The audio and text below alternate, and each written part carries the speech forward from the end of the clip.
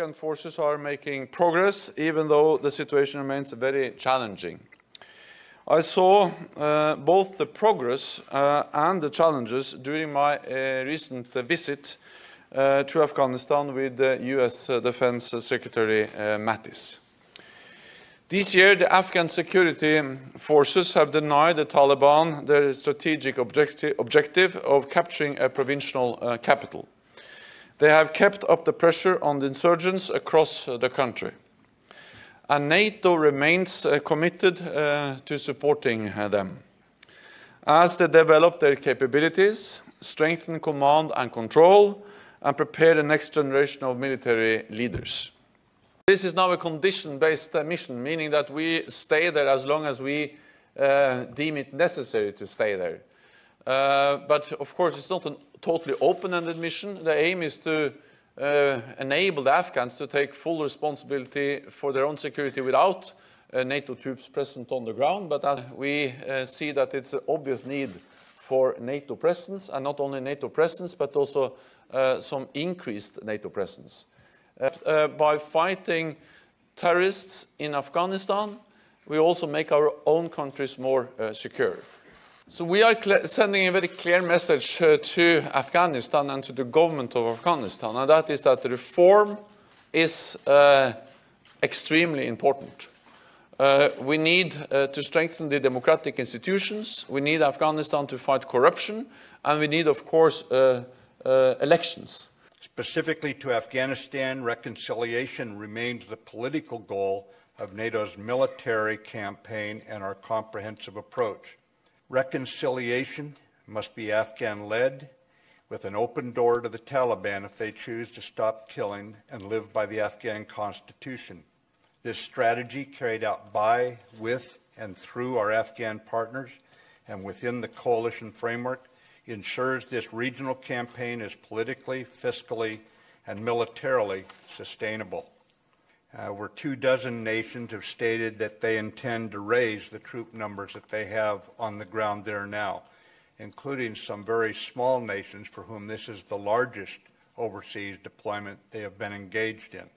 Key part of the strategy, when we talk about the strategy, ladies and gentlemen, we talk about 4 R's, and it starts with regionalization.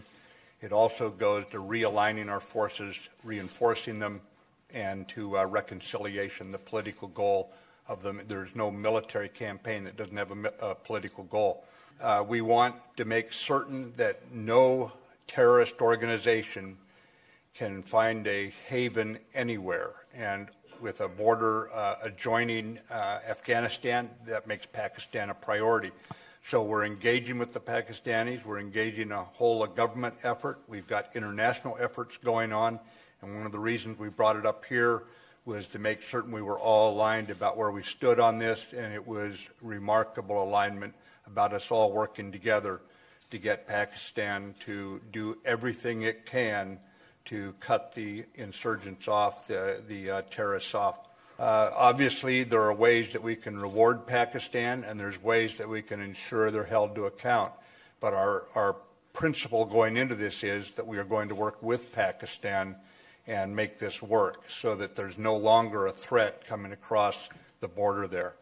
Stable Afghanistan is in everyone's interest, and it will contribute to regional stability. The cost of failure in Afghanistan would be great and would be felt worldwide. A secure Afghanistan is key to deterring terrorist activity and migration. And so the fact that a NATO-led coalition that involves 39 nations is working to accomplish this is an imperative for success. Some of the key elements of this are, number one, to improve the leadership. Number two, improve the fighting capabilities, primarily the offensive capability. Number three, to reduce the corruption. So let me talk about some of those specifically. So on the improvements to the leadership, we're seeing merit-based leadership selections. We're seeing a new law governing retirement, which will actually bring in the next generation of leaders who are better educated and younger and more energetic. On the offensive capabilities, what we're doing is doubling the size of the commandos, tripling the size of the Air Force. Remember, the commandos have never been defeated in battle against the Taliban. They are the ones who conduct 70% of the offensive operations. By doubling them, we are going to enable the Afghans to expand population control to 80%. On counter-corruption, another significant area, President Ghani is very committed. We have audits in the Afghan banking system and in the Ministry of Finance to ensure that the donations provided by the NATO nations are going for their intended purpose. And so these audits are unprecedented. They've never been allowed before. We also are biometrically enrolling every soldier and every policeman in the Afghan security forces so that there are no more ghost soldiers where pay money is being diverted for illicit purposes. We've also seen big improvements in the fuel accountability. So these areas alone, pay and fuel, amount for about $1 billion of assistance to the Afghans that are now being safeguarded by against corrupt practices. So we're seeing progress in all these areas thanks to President Ghani's leadership and cooperation. The combination of this U.S. South Asia policy, the Warsaw Summit commitments, the increasing capabilities of the Afghan security forces, the willing partnership we have with the Afghan government, and this renewed pressure on external enablement will move us in the right direction, which is a peace process to bring about a political solution to this conflict.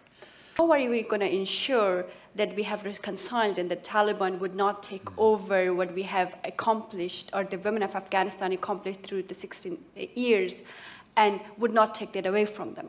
Right. We are fighting and talking at the same time, and we're going to continue to do that. To this point, the conversation about peace has always included respect for the Afghan Constitution and the human rights provisions of that Constitution, which address the things that you're concerned about. Is there, like, a plan B in case if they don't really abide by that rule, which they haven't so far? Is there really a strict and firm a stance against them going to be taken? Right. Their choices are simple: either reconcile or face irrelevance or death. And so these are their choices. And as we all know, Pakistan has fought hard and suffered heavily against those terrorists focused on its government. And now we're asking them to focus on the terrorists that are attacking Afghanistan and that are attacking the coalition. This is the dialogue we're having with Pakistan.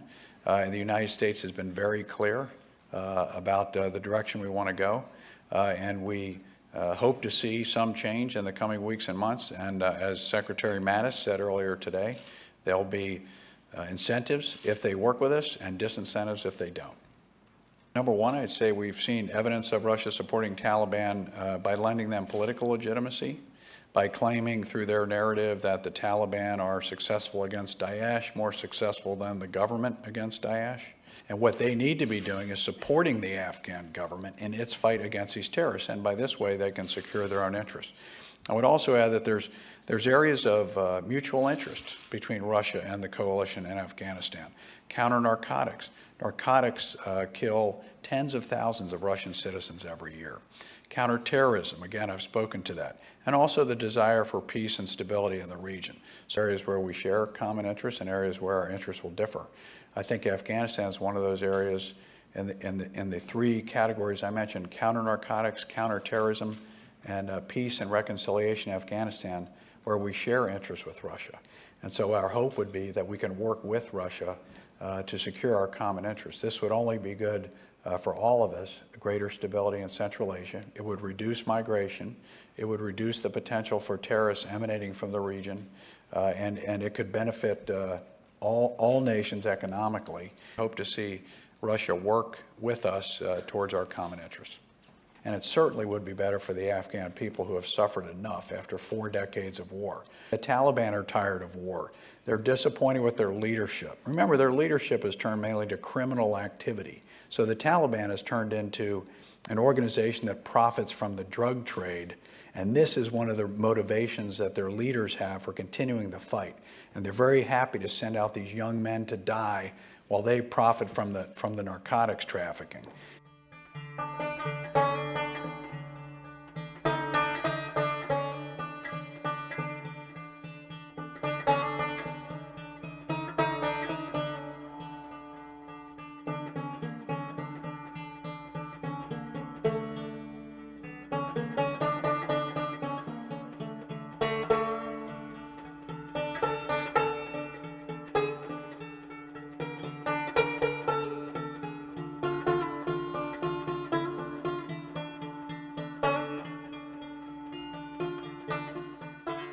the illegal mining, the extortion networks, the kidnapping.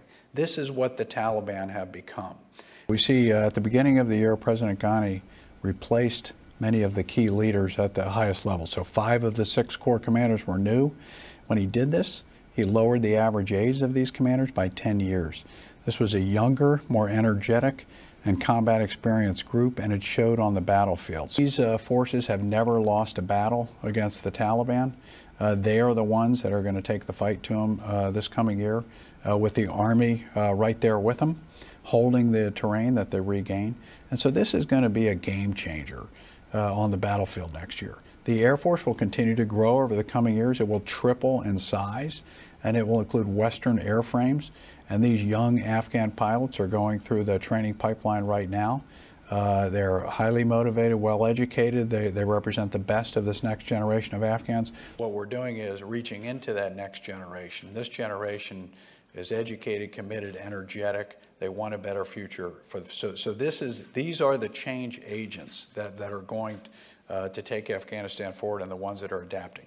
And so the point here is, with the doubling of the commandos and the tripling of the Air Force, and with the addition of NATO and U.S. advisors, the U.S. advisors going down to the brigade and the Kandak level, this will increase the pressure on the enemy. And over the next 2 years, it will enable the Afghan forces to expand control of the country to 80%. The Taliban will not be able to win in the face of this increased military pressure, this increased diplomatic pressure on the external enablers, and the increased social pressure that will come at the ballot box as elections are held over the next 2 years.